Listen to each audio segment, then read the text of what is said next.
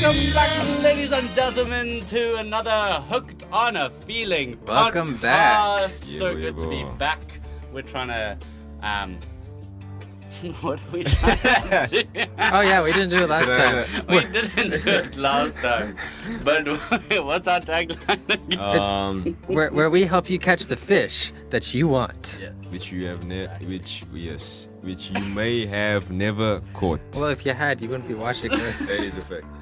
Yeah. That's why we here. That's why you there. You know, we're trying to get you from your bed to the shore, from the shore to the boat. Yeah. From the boat. Yeah. Ooh. Yeah. Let's go.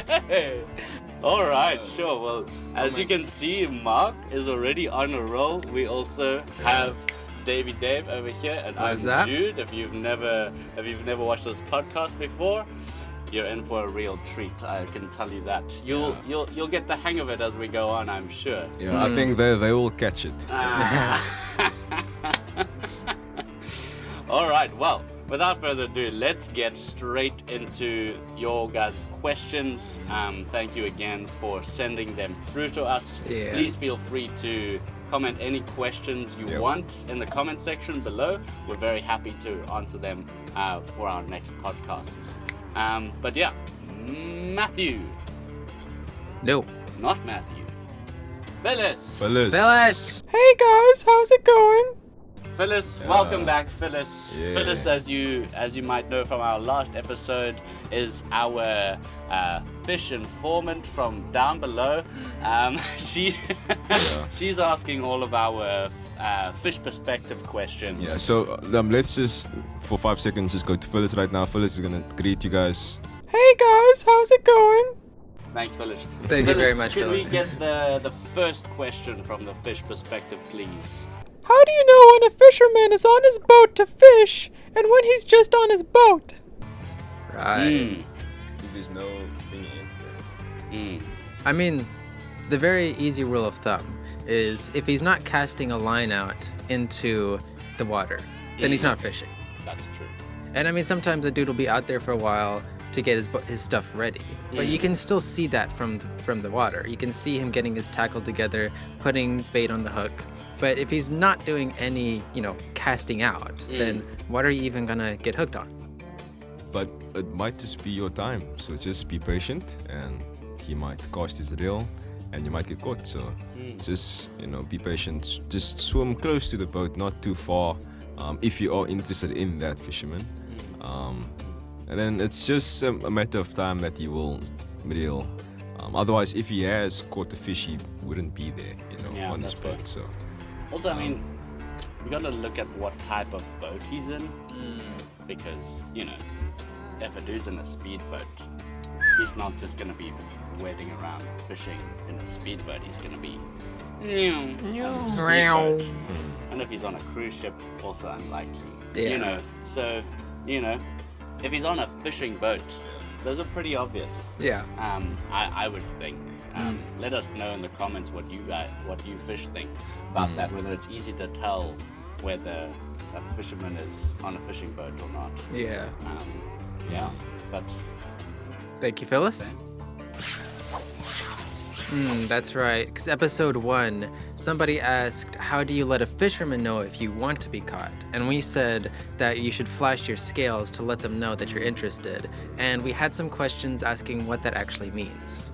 so basically, how we see it, we've had some discussion about this already. Is a fish's scales are equivalent to a fisherman's bait. They're what the fish use to attract the fisherman. Yeah. It's the law. That's the Lure. Yeah, 100%. That's the French spelling. The French, yeah. The French. Lure. Yeah, okay. Lure. But that's basically it in a nutshell. Yeah. Do you have anything else to add about that? It's pretty plain and simple. That might be the key that you might be missing, actually, to having a fisherman catch you. You might just not know how to be flashing your skills. Yeah.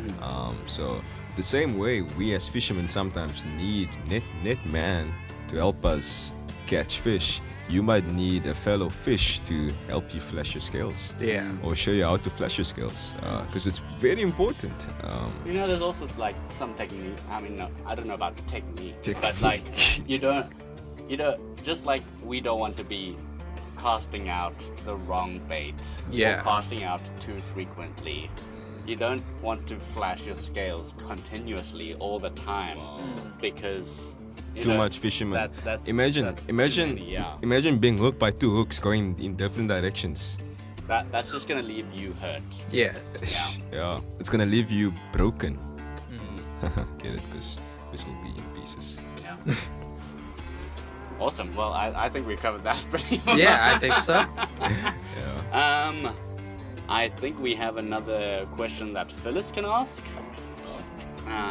Phyllis, over to you. How do you let a fisherman know you aren't looking for bait, but you just want protection? Ish. Look, okay, if you are fish wanting protection from, your sharks and whatnot, firstly, don't flash your scales to the fisherman. Yeah, don't do Because, like we said, flashing scales is what you How you do. attract. That's how to attract. Yeah. that. Okay, Yeah, so that'll get them to cast out. yeah, and that's the wrong message. So all you are gonna have to do is just swim close to his boat. Because sharks know that if there's a boat, there's probably fishermen, so they're not gonna go close to the boat. So just stay close to the boat, and you'll be fine. Yeah, Yeah. exactly. You don't want to be in his boat because, as you know, once you're in his boat, then You might. in the relationship. But yeah, so stick under the boat. Yeah. And presumably, if you're looking for protection from this fisherman, it's a fisherman you can trust. So if you accidentally get hooked while he's fishing for someone else, you can probably trust him to let you off easy. That's fair. Or you might find that you actually want to be on his boat after all because he's such a nice fisherman. Yeah, you never know. You never know. But if he wasn't fishing for you, you might get thrown out. But it's fine. it's part of the it's what it happens sometimes. The fisherman's fishing. He's like, oh, I caught something. Oh no, this is not what I wanted, and he's gonna put you back. Yeah. It is what it is. Yeah. Be how it be. You're just gonna have to flow with it. Yes. And just see how it goes. Yeah. Awesome. Yeah. Well, I hope that helped. Now we have a question from a fisherman perspective. Matthew, could you ask us that question? How do I go about poaching my best friend's fish? No. No. Who's this guy? Who's this man? Do you not know the fisherman code? Fishing 101. Don't try to catch another man's fish. That's just stealing. Yeah. Especially if you're trying to steal it off of his boat. Yeah. Hey, that's Who does that? who does that, man? That's, I mean, you said it yourself. That's poaching. Poaching. It's not fishing. We do not advocate poaching here. We're trying to get you to get the catch of a lifetime. And you're not catching something if it's already on somebody else's boat. Yes. You gotta wait until that fisherman hopefully releases the fish back into the water so that you have a chance to catch the fish. Yes. But then even in after getting that same fish, you can't call that person your best friend. At that point, it's, I don't know. And if the fish is on his boat, it's because it wanted to be on his boat, not your boat. So yeah, just be patient and don't do any funny business like that. No poaching. No poaching. Repeat after me. No poaching. No No poaching. poaching. No poaching. Otherwise, we'll be poaching someone. Real talk. If you poach, we'll poach you. We'll poach you. What does that mean? Up to interpretation. We will poach you. We will string you out. Oh, that's a good one. That's a good one. Oh, well, thank you very much for that question. No poaching. Okay. But that was great. Thank you, everybody, for sending in your questions. That's us for today. We will See you. later.